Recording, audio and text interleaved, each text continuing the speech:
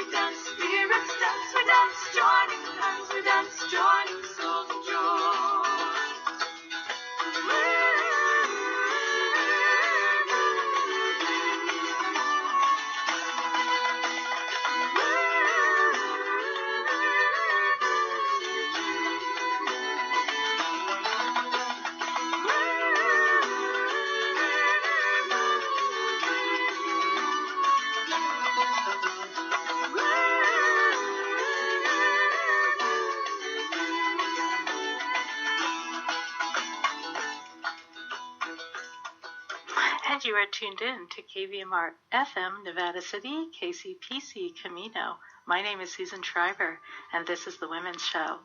The Women's Show is produced by individual members of KVMR's Women's Collective. The mission of the collective is to provide opportunities for women broadcasters to express themselves through programming that encompasses music, public affairs, and spoken word about women, by women, and for everyone. Under the full moonlight, we dance, spirits dance, we dance, joining hands, we dance, joining souls rejoice. Under the full moonlight, we dance, spirits dance, we dance, joining hands, we dance, joining souls rejoice. Under the full moonlight, we dance, spirits dance, we dance, joining hands, we dance, joining souls rejoice.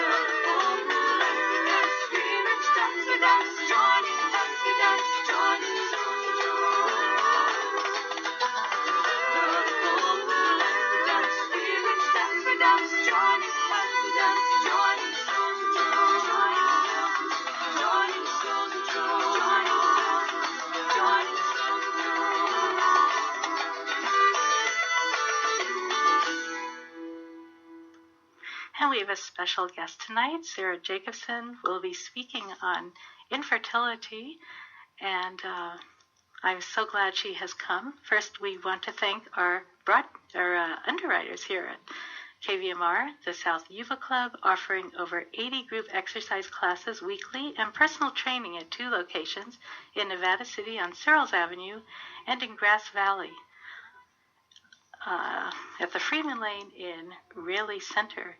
Details at southyubaclub.com or 470-9100. Also, we'd like to thank Twin Souls.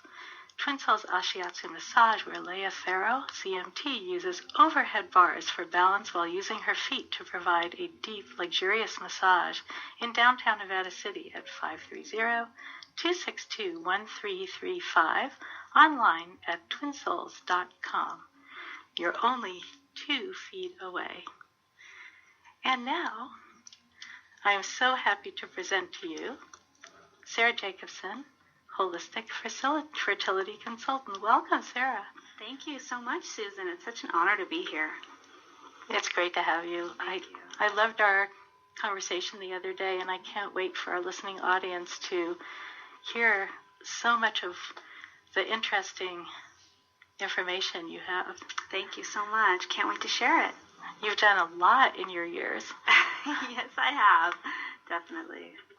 So, how did you get into this kind of work to do fertility support for women? Yeah, so it's an interesting story. It has a lot of twists and turns. So I knew since I was a child, I knew when I was 7 years old that I wanted to help moms and babies. I knew that was my life purpose. And when I was 7, I used to imagine myself as an OBGYN catching babies during birth. And I had never even heard the word midwife back then. And then when I found out about the word midwife, I was like, oh, that's what I wanted to do. And so I graduated from high school. I went to college. I majored in women's studies in college with a focus on menstrual health. That's what I wrote my senior thesis on. And then after college, I started to pursue working with moms and babies. I trained and became a birth and postpartum doula.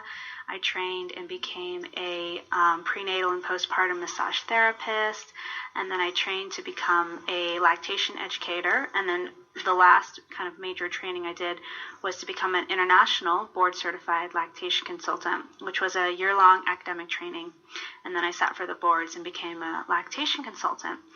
And I remember working with moms and babies in all these different ways with breastfeeding and doula work and massage work and really, really loving working with moms and babies, but it didn't feel exactly right. And I didn't know what was missing. And so after some different opportunities I had an opportunity to go to South Africa and work with HIV positive mamas and help them with breastfeeding. And I came back from South Africa and I said, what next? And I was like, I think it's time for me to become a midwife. And so I did my prereqs for nursing school. I went to nursing school, and I quickly realized that nursing school and nursing wasn't exactly for me. Wasn't really how I wanted to support moms and babies. So then I thought, okay, well, I'll become a certified professional midwife, which is a non-nurse midwife. This was December of 2013.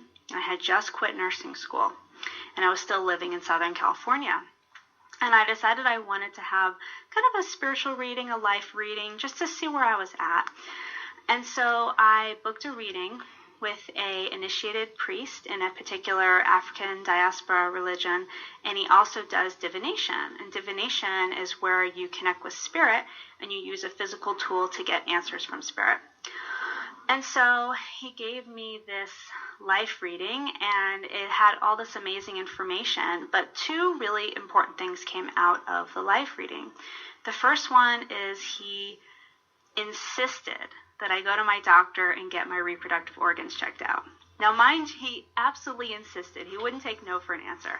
And mind you, for a couple of years now, I had kind of intuitively or psychically felt like I had polycystic ovarian syndrome. You know, being a pre-nursing student and a nursing student, I had read about gynecological challenges. I had read about it in, anatomy, physiology. I had to study it. And I remember when I was studying anatomy and physiology and in nursing school, when we came to female gynecological challenges, I remember being like, wow, this really sounds like me. I have the irregular periods. I have the thinning hair on my head. I have some excess facial hair. I was just like, I really feel I have it. But I didn't really have the insipidus to go to my doctor and get tested. And so when this priest, he said, Sarah, you just got to go. It was like the final push to have me go to the doctor and get my reproductive organs checked out. And then he told me one other interesting thing that's really relevant to my personal journey. The other thing he told me was that he really encouraged me to connect with these gods and goddesses called the Orishas. These gods and goddesses are originally from Nigeria. And it was really encouraging me to go down this path. And I was a little bit unsure when he said that, but I remember I had a conversation with God right after that reading. And I said, God, if this is the path that I'm supposed to go on to connect with the Orishas, then put the right initiated priest in my path who's kind and ethical and knowledgeable. And 2 weeks after I said that to God, I met my current spiritual teacher, who is an initiated priest, who embodies everything. He embodies the compassion, the wisdom, the knowledge, everything I was looking for. But to fast forward to January 2014, I decided I'm going to go to my doctor and get my reproductive organs checked out. So I went to my doctor and I said, listen, I think I have polycystic ovarian syndrome. Can we test for this? So she ordered me a trans-vaginal ultrasound, and then she also ordered me a blood test. And the blood test came back that I had high testosterone, and the trans-vaginal ultrasound came back that I had cysts on my ovaries. Now, mind you, not all women who have polycystic ovarian syndrome have cysts on their ovaries, but I did. And so based on those two things, the high testosterone and the cysts on my ovaries, my doctor diagnosed me with polycystic ovarian syndrome. Now, around this same time I was diagnosed with polycystic ovarian syndrome, I happened to have met a woman who is an initiated priestess of the Orisha that is responsible for fertility. This Orisha is named Oshun. She's the river goddess, and she's the goddess of many things, but one of them is fertility. And in fact, women still work with the goddess Oshun to try to have a child. Every year in Nigeria, they have a festival, and any women in the village who want to have a child, they go to the Oshun River and they bathe themselves with her waters and they ask for a child. So working with the goddess Oshun is both a thousands and thousands-year-old tradition, but it's also a contemporary tradition.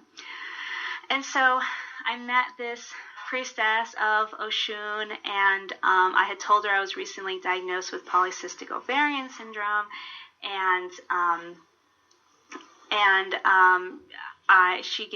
she suggested that I have a spiritual cleaning on my womb space.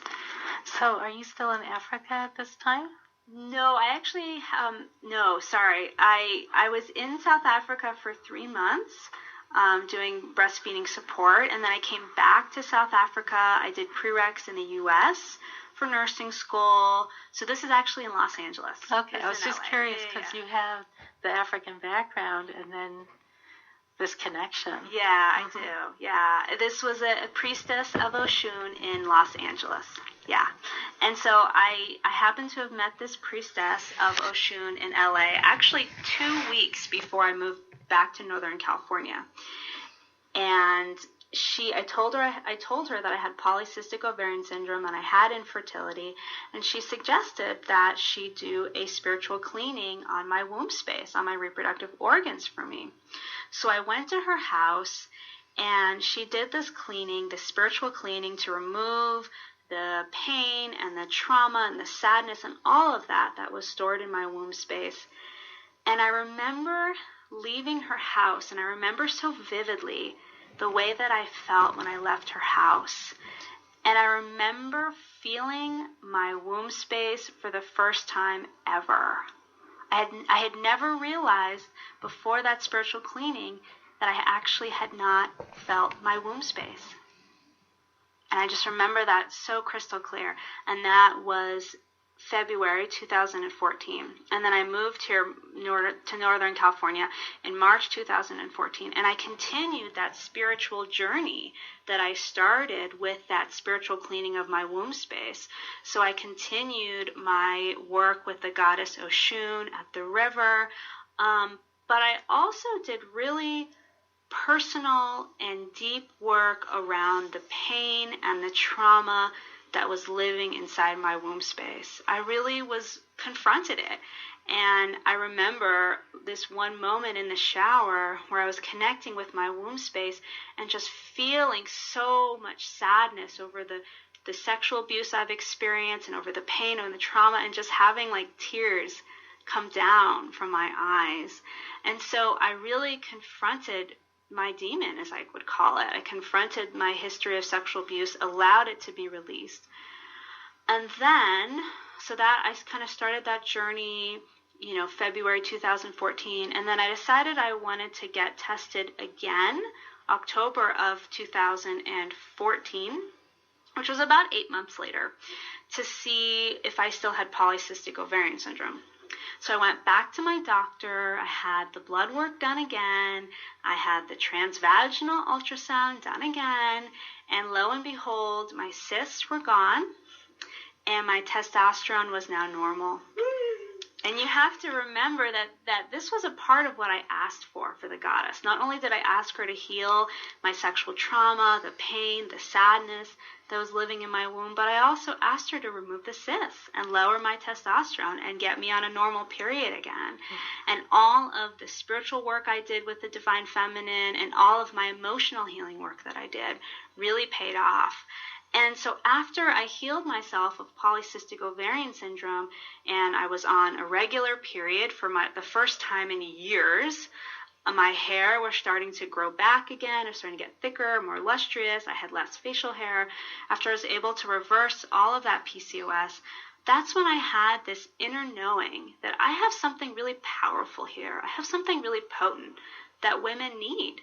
And frankly, I'm not seeing it out there in the medical realm. You know, women are not being served in this way. And so that's when I started my business. And so here we are. Fascinating story. And I would say probably a lot of women listening tonight are thinking, my womb space? Yeah. I don't think I'm in touch with my womb space. Yeah. And so to even imagine what that feels like for people who have never gone into that place, I think it would be very interesting. Yeah. And that's why a little part of what I do is I offer womb space meditations. And I love doing this for clients because it's a way for them to really tune in, get quiet, and feel their womb space.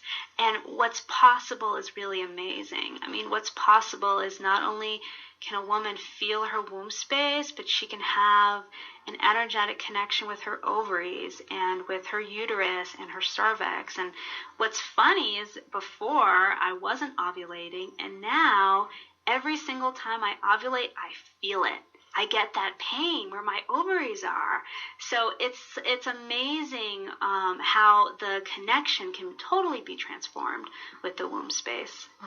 Your personal, the consciousness around it, physical and conscious. Definitely, yeah. Amazing. Yeah. And I know you talked about a special thing that you're offering. Yeah. So please stay tuned till the end because I have a free workbook on offer, and then I have some fertility meditations as well. Good. So if people wanted to work with you, I know you have a lot to share tonight, but how would they find you? So they can go to my website, which is www.wombtoheartfertility.com. That's WOMB2TO heartfertility.com. Nice. Okay. Yeah. I know you brought a piece of music. Yeah. Would you like to share that now? And sure, then we'll come back.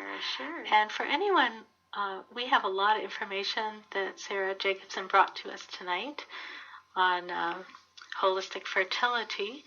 So you're welcome to call in during the music. Our number here is 265-9555 here in the studio.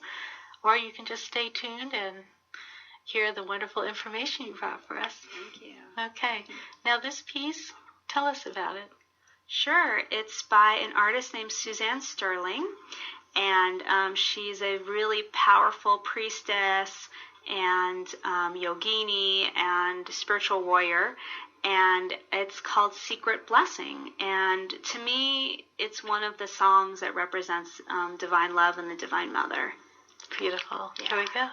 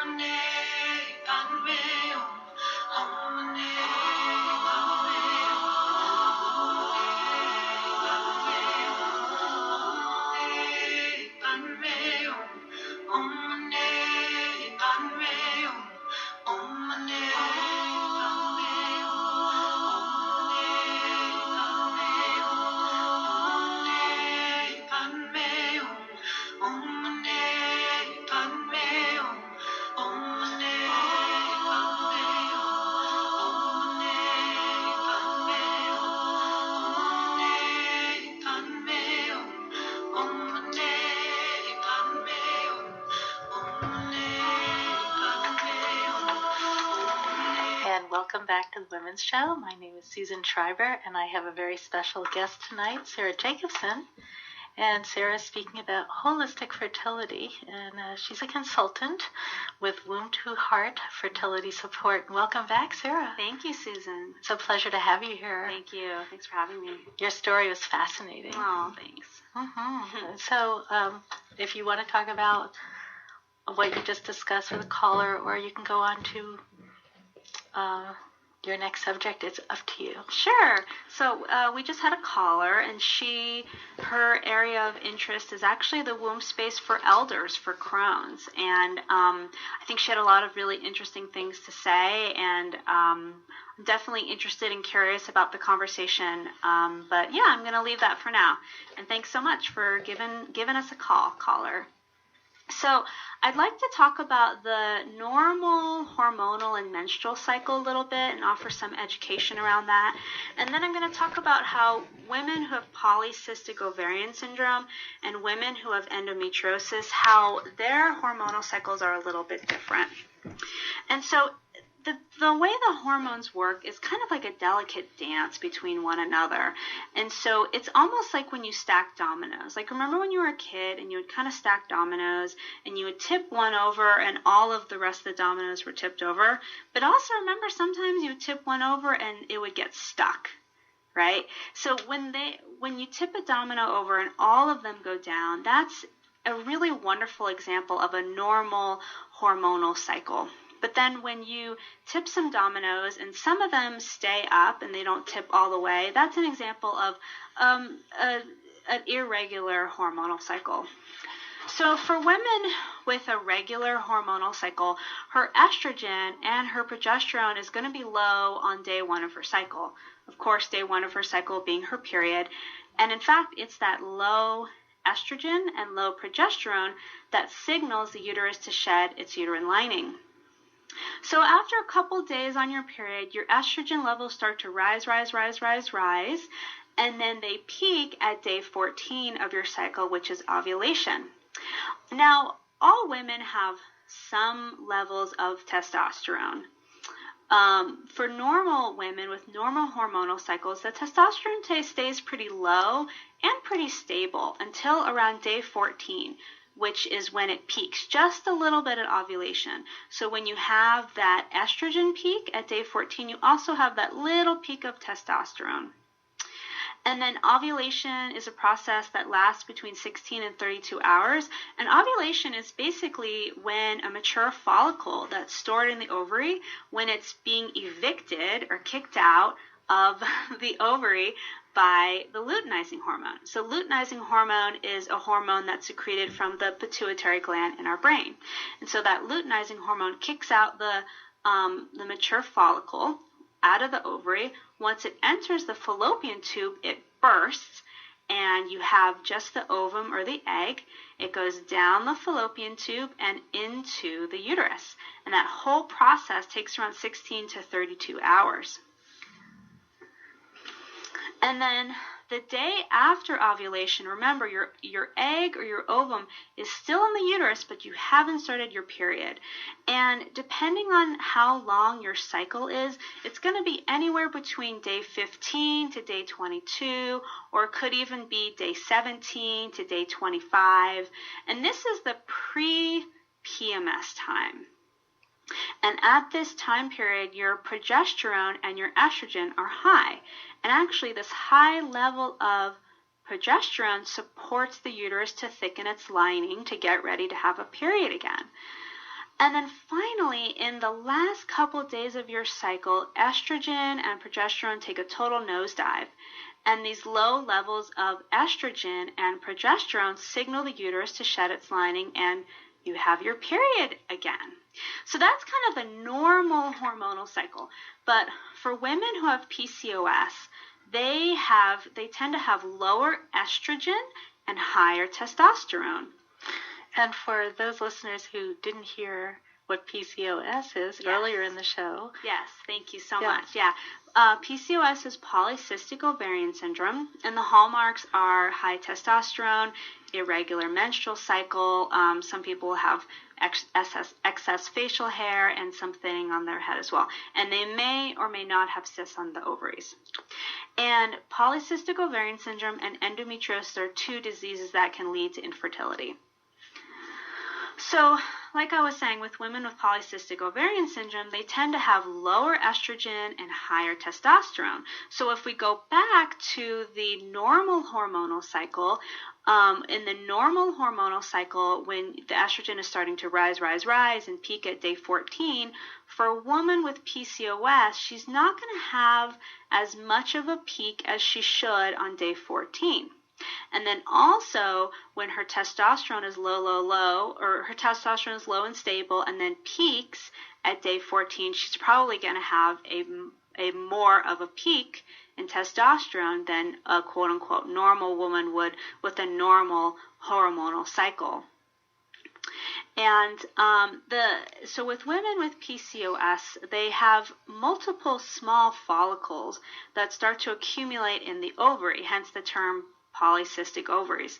But none of these follicles are able to grow to the size that would trigger ovulation. So what happens is the pituitary gland is still producing the luteinizing hormone, but because the follicles are not getting mature enough, they're not getting kicked out of the ovaries. So the body ends up producing this luteinizing hormone, producing way too much of it, and it becomes an imbalance.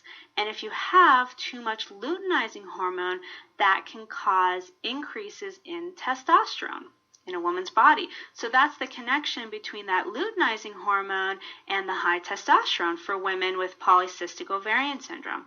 And then the other connection, which I hope we'll have time for, is when you have high levels of insulin in the body, that can also increase testosterone in the body. And so hopefully we'll have time later to talk about the role of diet and insulin and testosterone. But those are some of the irregularities with women with PCOS. Now I want to talk a little bit about hormonal irregularities with women with endometriosis. Now, women with endometriosis, they have the opposite problem. Women with endometriosis have too high estrogen. Remember, women with polycystic ovarian syndrome tend to have too low estrogen. And so endometriosis is when the uterine lining grows outside of the uterus. It can grow on the cervix, it can grow on the ovaries, on the fallopian tube, on the bowels, etc., etc. And so when a woman has endometriosis, this uterine lining that is growing outside, she still has the shedding, the menstrual cycle. But what ends up happening is because this uterine lining is outside of the uterus, you have scarring and adhesions that can form on the fallopian tubes, on the ovaries, etc., which can contribute to infertility. And so again, if we go back to the normal hormonal and menstrual cycle, women with endometriosis tend to have too high estrogen. So for example, on day 14, they're going to have a much higher peak of estrogen than what is normal. And so you might be thinking, well, why do women with endometriosis have such high estrogen? So there's a couple things. Unfortunately, there are a lot of foods out there that promote estrogen in the body. We have animal proteins that are laden with hormones and antibiotics. We have xenoestrogens from plastic. So these are some ideas of why women with endometriosis might have higher testosterone, or higher estrogen, higher estrogen. Okay. And then I want to talk a little bit about, this is kind of a side note here, but I want to talk about this because it is so important and nobody is talking about this. So this is one of my super ninja secret fertility tips right here. Okay. So if you are a woman, you don't have to be a woman struggling with endometriosis. This is relevant to all women. My recommendation, ditch the tampons, ladies. Ditch the tampons. And here's why. So there was a study done over a 15-year period, and the findings were published in 1993. What researchers wanted to see if there was a connection between dioxin, which is a toxin that's found in tampons, and disease. So they took a cohort of rhesus monkeys, female rhesus monkeys. They isolated this toxin called dioxin, which is found in many different chemical products, including tampons. They put this isolated toxin called dioxin in the vaginas of these rhesus monkeys, and a statistically significant amount of these female rhesus monkeys developed endometriosis. So this is why I recommend, please, ditch the tampons, okay? If you want to do tampons, I highly recommend certified organic cotton tampons. But really what I recommend for all of my clients are medical grade silicone menstrual cups and or pads. So that was just a little side note. And again, nobody is talking about this. You can Google like what causes endometriosis, and nobody is talking about this study. So, yeah. That's a surprise. But it makes sense, doesn't it? It does, you know? Yeah. Yeah. And what about preventative, like foods, or how can people prevent these syndromes from happening to them? Yeah, absolutely. So I love to use nutrition to support fertility. I mean, with my clients, I like to use a whole host of things. I call it helping them on the emotional level, the physical level, the mental level, and the spiritual level. So the physical level is herbal medicine and nutrition, and then the emotional level is healing any emotions that might be stuck in the body. You know, of course, the mental level, I can't do this, and then the spiritual level, which I talked a little bit about with the goddess. Nutrition, I love helping them with nutritional recommendations. So I want to talk a little bit about kind of the general diet that I recommend, and then I have really specific dietary recommendations for women with polycystic ovarian syndrome, and I have specific dietary recommendations for women with endometriosis. Okay, so the kind of general dietary recommendations are they call it the fertility diet, and basically researchers surveyed 17,544 female nurses of childbearing age for 8 years, and they published this survey in 2007 in Obstetrics and Gynecologists. And they found that women who consumed less trans fat, less processed carbs, lower intake of animal protein with a higher intake of veggies, higher intake of high fiber, low glycemic index fruits and veggies, high-fat dairy, were less likely to suffer from ovulatory disorder and fertility. Now, I know that is a huge mouthful, and I know the listening audience is like, what the heck, Sarah?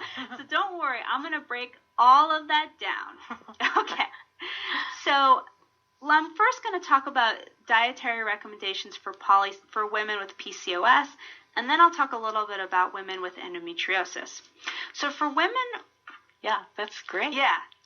For women with PCOS, I would recommend low glycemic index fruits and veggies, no processed carbs, no sugar, good quality animal protein, so that's going to be certified organic, no hormones, no antibiotics, wild caught if it's fish, and then no gluten ever. And then here's a super secret ninja tip. So super secret ninja tip number 2. So I also recommend women struggling with PCOS to take flax seeds daily, because flaxseed oil, flax seeds themselves can actually lower testosterone levels. So that's just a little thing that you can do every day if you have PCOS. And so let's break it down here. So why no processed carbs? Why no sugar? Why only low glycemic index fruits and veggies? Is it because I hate food? Is it because I want to torture you? No, it's not because I hate food or because I want to torture you. There's a really interesting connection between sugar, insulin, and testosterone. So basically, the way our body breaks down certain types of food is it breaks down into high levels of sugar. And when we have sugar in the body, the way that the body stores it is the pancreas secretes insulin, and the insulin takes that sugar and they put that sugar into a muscle cell. Well, what happens when you eat foods like processed carbs, like sugar, like high glycemic fruits and veggies, all of these things convert into high levels of sugar in the body. So that means that more insulin is required to be released, which means there is more circulating insulin in the body, which actually causes higher levels of testosterone. So that's why I recommend people eliminate the processed carbs, eliminate the sugar, and only go with the low glycemic index fruits and veggies. Interesting. And with endometriosis, I would think it's different, right? Yeah. So with endometriosis, the main thing that I recommend is avoiding or eliminating estrogen-mimicking foods that mimic estrogen in the body. So the examples are tofu, flaxseed. Interestingly enough, for women with PCOS, flaxseed is your best friend. For women with endometriosis, flaxseed is the enemy. So do you see how it depends on what type of diagnosis you have? And then also for women with endometriosis, I recommend eliminating the sesame and sunflower seeds. And actually, beans can produce a lot of estrogen in the body. So I also recommend limiting beans as well. And then also another recommendation for women with endometriosis is using only olive oil and grapeseed oil when you're cooking. And then the last thing I want to talk about, and I'm not going to go into this too much because this is like a 3-hour topic in and of itself, but is food sensitivities and food allergies. And that's all I'm going to say about that. And before you go on from that, I remember you telling me something that really shocked me about endometriosis and tap water. Yeah, this is actually about fertility and infertility in tap water. This is another really interesting thing that nobody talks about. So first, water is so important for fertility. Not only is it important because it promotes good quality of eggs, of ovum, and it helps with promoting enough cervical mucus in the cervix, but something that most people don't know or don't think about is that tap water, it has all kinds of toxins in it, including small amounts of pharmaceuticals, including small amounts of oral contraceptives. So you may think that you're off your birth control, but if you're drinking tap water, you may not be fully off your birth control. So, for any woman who has unexplained infertility out there, I recommend only drinking and cooking with reverse osmosis water. Reverse osmosis water is pretty much the only system that will get rid of the pharmaceuticals, the toxins, and all of that. For those of you just tuning in, we are speaking with Sara Jacobsen. She's a holistic fertility consultant. And her website is www.womb2heartfertility.com. So we're talking about infertility, and later, of course, we will have Anita Lott here also speaking about midwifery and cesarean sections. So we're going to segue to that in the 9 o'clock hour. But first, I also found it interesting, not only is it the hormones or what you're doing with your diet, but your emotional state.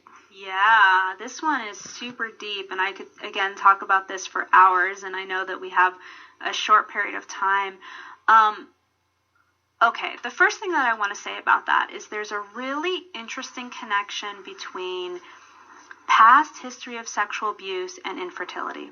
So researchers, they wanted to get a better idea of who women struggling with polycystic ovarian syndrome were. What were they all about? So they sent out these surveys to thousands of women diagnosed with polycystic ovarian syndrome. And they asked them all kinds of things, what their age was, whether they were married, whether they had kids, etc., etc. But they also asked them this one really interesting question. Have you ever had any sexual trauma or sexual abuse? And 70%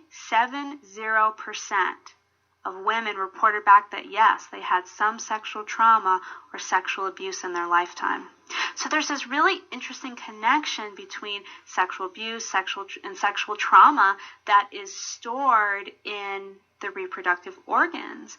And for most of my clients struggling with infertility, that is a really big piece, is actually the healing of those emotions and allowing those emotions to be released. Fascinating. Yeah. So we have a little more time, and we thought we would take another musical break because there are probably several of our listeners who have some questions for you. And those questions we're going to take off the air. You may speak with Sara briefly and ask her questions so that we can put the information out there. So what is this piece we're going to hear, Sara? Yeah, so that's another one by Suzanne Sterling, and it's called Lullaby Bliss Ma. And again, I love this song because I feel like it speaks to the divine feminine. So enjoy.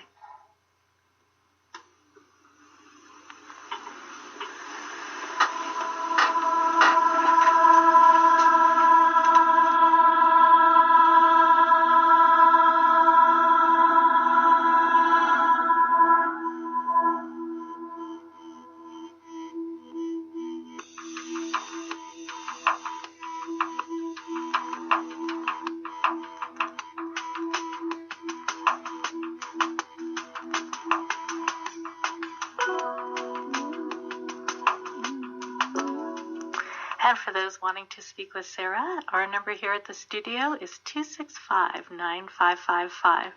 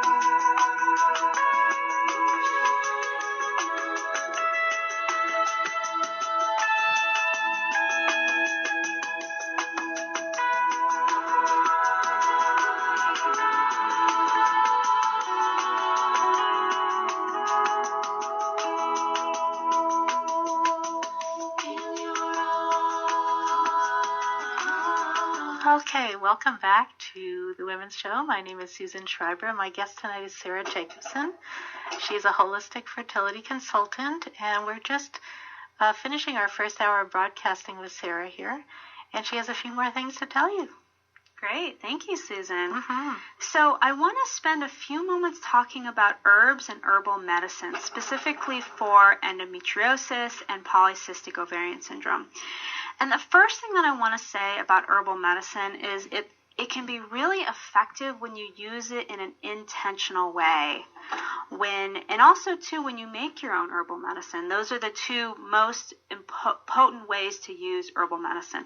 So with my clients, I always recommend that they make their own herbal medicine, and while they're making their own herbal medicine, I recommend they're putting their prayers, their intention into the herbal medicine, whatever it may be. Please help me heal from infertility. Please help me heal from PCOS. Please help me heal from endometriosis, etc., etc. with that said, I want to talk about a couple herbs that can be really helpful, and I'm going to start with endometriosis. So the first two herbs I want to talk about are milk thistle and dandelion. Now, you wouldn't typically think of these herbs to help the reproductive organs, but they do, because they help the liver eliminate excess estrogen. So they kind of help in an indirect way. And then I also love working with Vitex. Vitex is such a supportive herb to help regulate the menstrual cycle, and it's been shown in studies to help in cases of infertility due to luteal phase dysfunction. And also, Vitex can lower estrogen. So if you're a woman struggling with endometriosis, Vitex is like your best friend. And then I also want to talk about this other herb, which is really interesting, and nobody thinks about this. So this is St. John's wort. Now, nobody thinks about St. John's wort for menstrual irregularities, right? People think of it as depression, anxiety, but actually, St. John's wort may help with women with endometriosis because it has been shown to interfere with estrogen binding sites in cases of estrogen excess. So basically, when a woman has too much estrogen in the body, St. John's wort is so smart, it'll help block those binding sites. So estrogen can't go into the body and needs to be excreted out of the liver. The thing with St. John's wort, though, is you have to be very careful when you use it. It typically negatively interacts with a lot of different pharmaceuticals, and it negatively interacts with oral contraceptives. So if you do want to use St. John's wort, I do recommend you using it under supervision of your doctor. But that's just something that I think is interesting that people never talk about. And then I want to talk a little bit about herbs for polycystic ovarian syndrome. So there's a couple different ways you as a woman wanting to heal her health can kind of think about herbs for polycystic ovarian syndrome. You can either do a biphasic treatment, which would be taking certain herbs on certain parts of your cycle and taking other herbs on different parts of your cycle, or you can take one tincture throughout your entire cycle. So an example of a biphasic treatment would be taking milk thistle and wild yam starting on day 1 of your cycle up until ovulation. And then at ovulation, you can take Vitex and dandelion root. Of course, Vitex is a wonderful uterine tonic to regulate the cycle, lower estrogen, and then dandelion root is great for the liver. Same thing with milk thistle, really wonderful for the liver and helping the body excrete hormones and all of that. And then the second option is you can take one formula throughout your cycle.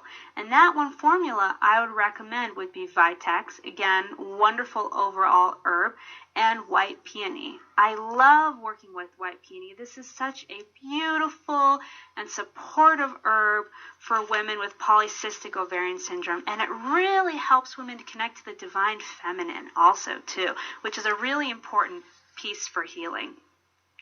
And then I know that we're running out of time, so I just want to mention my website again, and I want to talk a little bit about my free offers that I have. So my website, to remind people, is www.wombtoheartfertility.com. And for those of you listening, I have a couple freebies. If you go to www.wombtoheartfertility.com/free-ebook.html, and I'll give that link to Susan so she can put it up. I have a free ebook out there, and not only is it an ebook, but it's a workbook and has exercises that you can do on your own. And then I also have a free fertility meditation, and I have wonderful services as well. So I can't wait to connect with you there on my website. That's wonderful. Thank you so much, Sara. Yeah, thank you, Susan. It's been just incredible, just mind expansive. Yeah, this is only the tip of the iceberg of everything I know. But this is me trying to condense it too. Well, I appreciate what you're offering to our listeners and women who have been struggling so much, that there's hope. Yeah, definitely. Through all of these things that you're studying and these the research projects that you told us about. Thank you so much, Susan. Well, thank you for coming in. Yeah. So you've been listening to The Women's Show. My name is Susan Schreiber. This is KVMR FM, Nevada City, and we are also at KCPC, Camino. We're going to continue our show with Vanita.